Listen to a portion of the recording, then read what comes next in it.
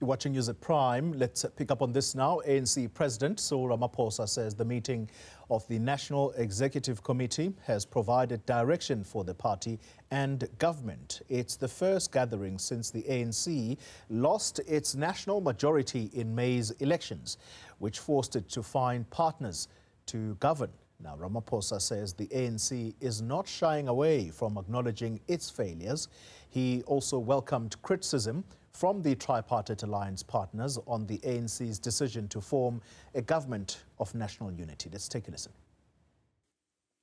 We will continue to engage with our alliance partners on the government of national unity, having taken the view that the government of national unity is the best tactical option, that the ANC also is fully aware about the risks and the potential threats of this movement. We have noted the statement of the South African Communist Party on the occasion of its 103rd anniversary, that the party, as they said in their statement, takes a critical but non-oppositionist stance towards the government of national unity. Let's stay with Ramaphosa, who says the ANC agrees with the sentiments by the SACP that it should not compromise on its principles. We agree with the SACP that we must ensure that our participation in the government of national unity does not undermine our core principles and goals, but serves as a platform to defend and advance working class interests. We agree with them there as well. It is necessary that the entire alliance must discuss how to handle all the pressing political, strategic, tactical, and organizational questions. We will emerge stronger from the current strategic setback if we are united and work together as comrades and not personalize political issues. Let's get some analysis now on the ANC's lekgotla, the outcomes of that as communicated in part by the president of the ANC. We know that a fuller, detailed breakdown will be communicated by the Secretary General. But joining us now is public policy specialist Dr TK Pooe. He is attached to the Wits University. Dr. Pooe, good evening to you and thank you for your time. So the GNU, let me start with politics. The GNU is still the best tactical option going forward. Yes, we hear you, SACP, on your critique of the GNU, but as long as it is not taking the form of being oppositionist in its stance, does that tell us that we are going to have the GNU for 5 years uninterrupted, therefore? Evening, Mr. Ngambi. Look, I call it the Grand Coalition. I think I've always called it from day one. It's not a GNU, so I'll stick to proper scientific terminology. But to answer your question more directly, it's not a given. I think as long as President Ramaphosa is there, we can say this Grand Coalition is going to last. What were to happen if, when Mr. Ramaphosa steps down as the ANC president, if he so chooses, because there's no term limitation on him as the president of the party, then different questions will be asked.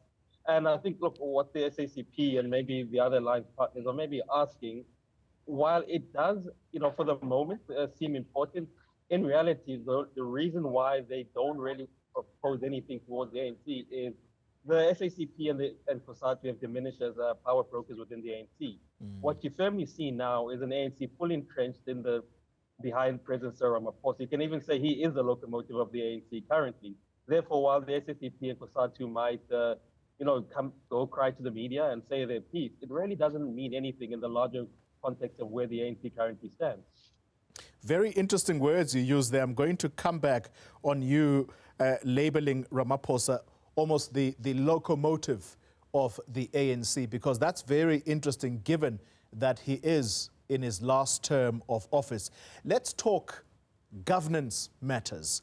he talks about consequence management, which must and will be enforced when it comes to government. We've heard that before. What is it that will likely push at least the ANC ministers in this GNU to start being forceful about consequence management when something wrong has been done?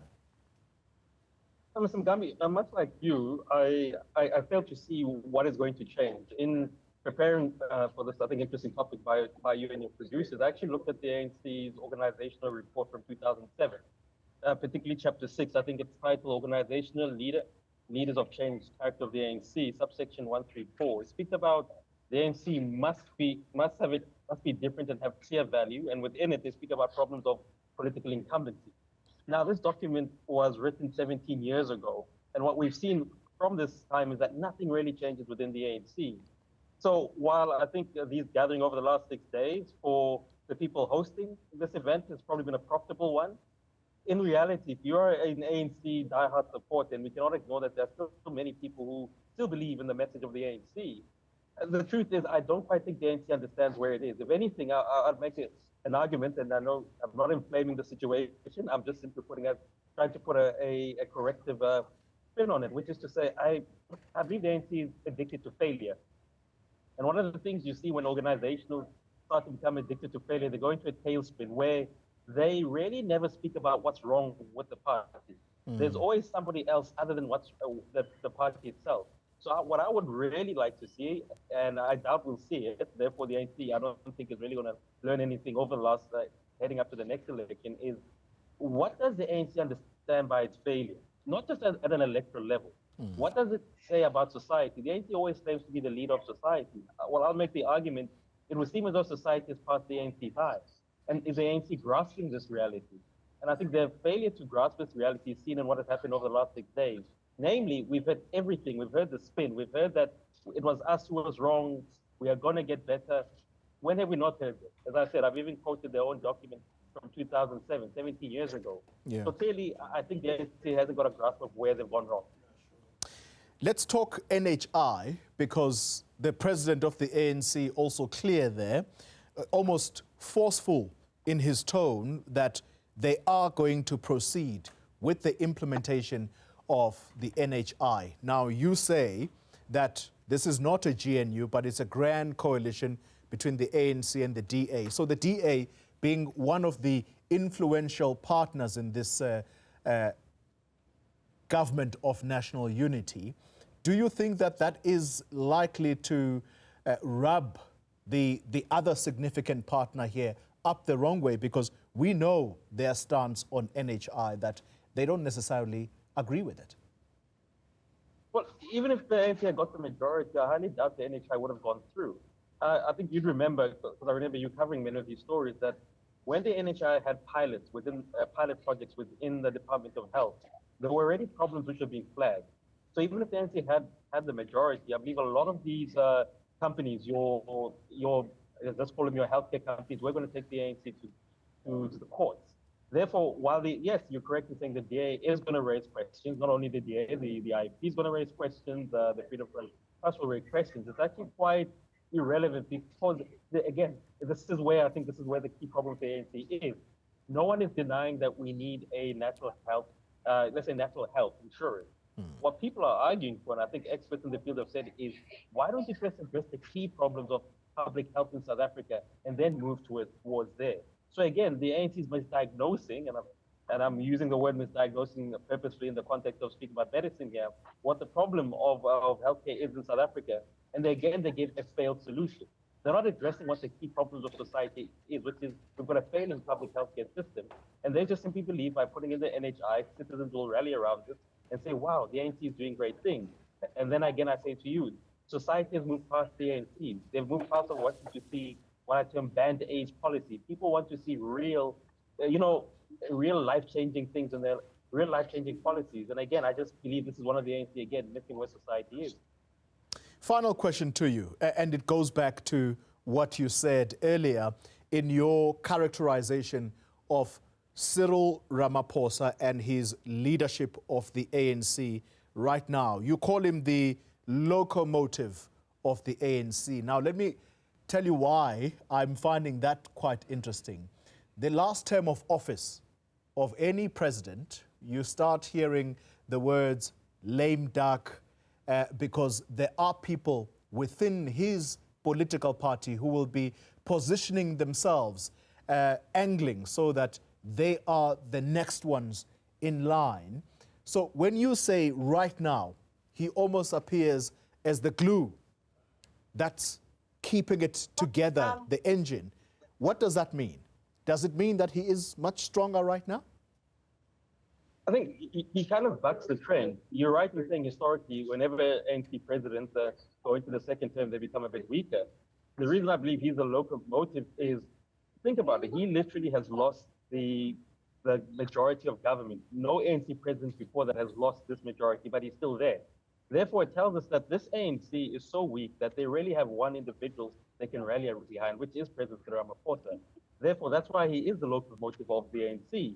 And I think if he so chooses to go, and I think we should all not be surprised if he maybe says, listen, let me stay on to maybe fix the ANC, whatever that might look like. If he chooses to go, I think he'll be the one who'll choose who his successor is going to be, which is going to be quite unique, because as the ANC currently stands at the moment, there is no individual that is ready to take up the mantle and say, listen, I'm going to do things differently. And it goes back to the fact that, and everybody has said this before, the ANC has never invested in succession planning. While you get individuals who might want to take a run for the presidency, I highly doubt anyone is going to be able to remove him as a locomotive of the ANC. And you can kind of see this in the Grand Coalition. The Grand Coalition is really in the embodiment of President Cyril Ramaphosa. Outside of him, who else can the ANC put forward to say, listen, I'm going to the voters and we're going to give you a different outcome? Very, very interesting indeed, Dr. TK Pooe. He is the public policy specialist attached to Wits University.